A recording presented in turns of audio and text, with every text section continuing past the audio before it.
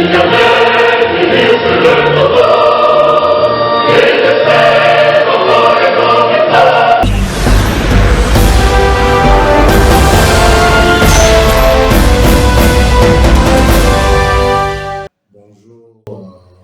chers collègues, bonjour, chers militants jeunes du parti.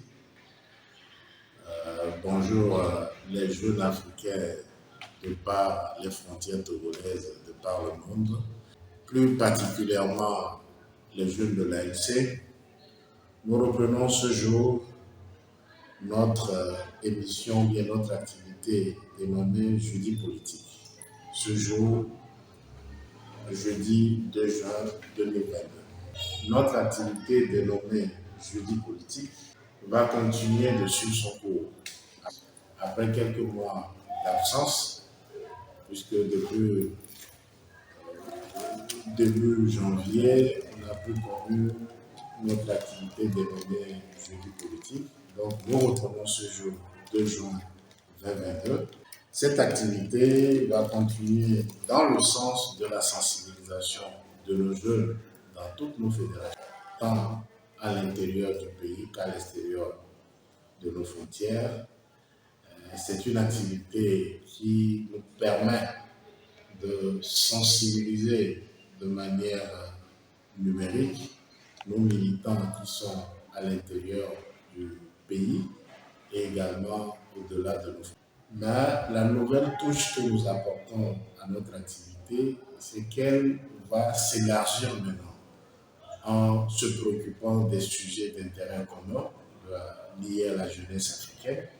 Également, ce serait l'occasion pour nous de débattre, d'échanger avec vous en un temps petit record des questions qui touchent l'actualité politique et qui, des fois, vont déboucher sur d'autres terrains qui ne sont pas forcément politiques. Mais de manière ponctuelle, nos sujets à développer concerneront en grande partie des sujets politiques, comme le montre le thème de l'émission qui est Jeudi politique.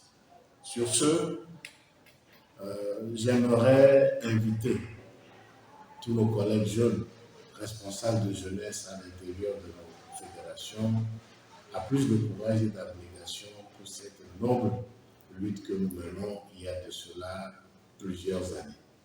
Elle n'est pas facile, cette lutte, il faut s'armer de courage pour pouvoir continuer à être dans cet ensemble, parce que les difficultés liées à la cherté de la vie, les difficultés liées à la précarité, les difficultés liées au sous-emploi, les difficultés liées au manque pratiquement d'emploi de la part de nos jeunes font que c'est difficile de sacrifier un peu de ton temps pour l'activité politique. Mais je vous exhorte à garder le cap, à garder la ligne plutôt, et à mettre le cap sur une dose d'espoir en disant que demain c'est encore possible. L'émission de ce jour, ou bien l'activité de ce jour, va porter sur un livre d'un de nos célèbres intellectuels togolais, je vais nommer Eden Kodjo, qui, ma foi, je l'ai lu. J'ai lu le livre intitulé Lettres ouvertes à l'Afrique cinquantenaire, que j'ai l'occasion de vous montrer. C'est un livre très enrichissant que je recommande à beaucoup de nos jeunes militants et voir à nos jeunes togolais de par nos frontières de jeter un coup d'œil sur ce bouquin écrit par M. Lekodio. Dans ce bouquin intitulé Lettres ouvertes à l'Afrique cinquantenaire, M. Kodjo n'est pas passé du dos de la cuillère pour plutôt mettre en exergue le jubilé d'or de tous ces États africains qui ont pratiquement fêté leurs 50 ans d'existence et qui, malgré ces 50 ans d'existence, les problèmes liés à la santé, les problèmes liés à l'autosuffisance alimentaire, des problèmes liés à l'éducation, etc., etc. M. Kodjo retrace tous ces problèmes-là à travers ce bouquin et il a essayé de proposer des pistes de solutions à cette jeune génération africaine il invite à un sursaut patriotique pour prendre notre destin en main, pour dire que les échecs du passé ne doivent pas aussi se répercuter ou bien continuer à persister dans le temps pour cette jeune génération africaine qui se veut être le flambeau, le porte-flambeau des indépendances. Donc, je nous invite à lire ce bouquin et à se l'approprier en se disant il est encore possible de faire un sursaut en essayant de se dire j'ai aussi ma part à faire dans cette démarche panafricaniste qui est de contribuer tant soit peu à proposer des pistes idoines pour un vécu, un meilleur vécu de tous les Africains sur notre cher continent, l'Afrique. Donc, je disais tantôt dans cette activité de ce jour que jeudi politique que nous avons l'habitude de faire au niveau de la jeunesse de l'ANC, nous reprenons l'activité aujourd'hui par à décortiquer le livre proposé par notre collègue. Quand je dis collègue, peut-être c'est un peu osé, mais à vous proposer ce livre écrit par M. Hélène Kondo, qui est un ancien Premier ministre, qui fut un énarque, qui a écrit ce bouquin intitulé Lettres ouvertes à l'Afrique. Si vous voyez dans le document, M. Hélène Kondo a essayé de parler de notre chère mère Afrique. Quand je prends à la page 41, par exemple, où il dit « Chère mère Afrique, voudrais-tu murmurer à l'oreille de tes enfants qui s'en vont en se contorsionnant au rythme de tes mélopées et de tes chants de joie, cette vérité fondamentale, l'heure de nous-mêmes a sonné. » Oui, chers collègues militants, chers jeunes militants de l'ANC, et plus particulièrement d'autres jeunes de toutes tendances confondues dans le pays, jeunesse africaine, comme l'a dit M. Nkodo, l'heure de nous-mêmes a sonné. La jeunesse africaine, je ne suis pas le tout premier, ou bien nous ne sommes pas le tout premier à le claironner en disant que nous devons prendre notre responsabilité en disant nous aussi nous sommes capables de faire quelque chose. Nous devons être une génération de résultats. Nous ne devons pas être seulement des consommateurs, nous devons être aussi des producteurs. C'est vrai, après plus de 50 ans d'indépendance de nos différents pays africains, peu sont ces pays aujourd'hui qui tirent la tête de l'eau en disant chez nous ça va, alors que la grande majorité de ces pays africains tirent toujours le diable par la queue. Mais pour ce qui me concerne au Togo, j'aimerais juste inviter notre jeunesse, la jeunesse de l'ANC, à se dire que oui, notre heure a sonné. L'heure de la mobilisation, l'heure de la relance de nos activités dans nos fédérations, cette heure-là a sonné parce que personne ne viendra le faire à notre place. Oui, nous avons la chance d'avoir un leader, M. Favre, qui ne cesse d'apporter son soutien à toute la jeunesse de l'ANC, à toute la jeunesse de l'Aise, de s'épanouir, de faire sortir le génie en lui.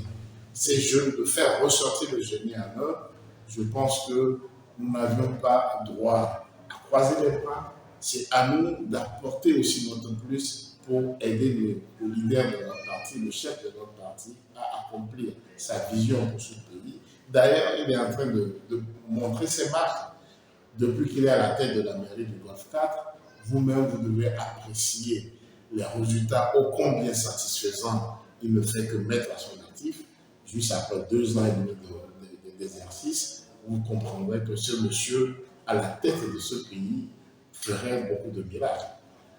Donc, nous n'avions pas droit à baisser les bras, nous n'avions pas droit à croiser les bras, quelles qu'en soient les difficultés que nous rencontrerons, ou bien que nous traversons, nous devons se dire, comme l'a si bien dit M. Hélène Kondo dans son livre à la page 48, que l'heure a sonné.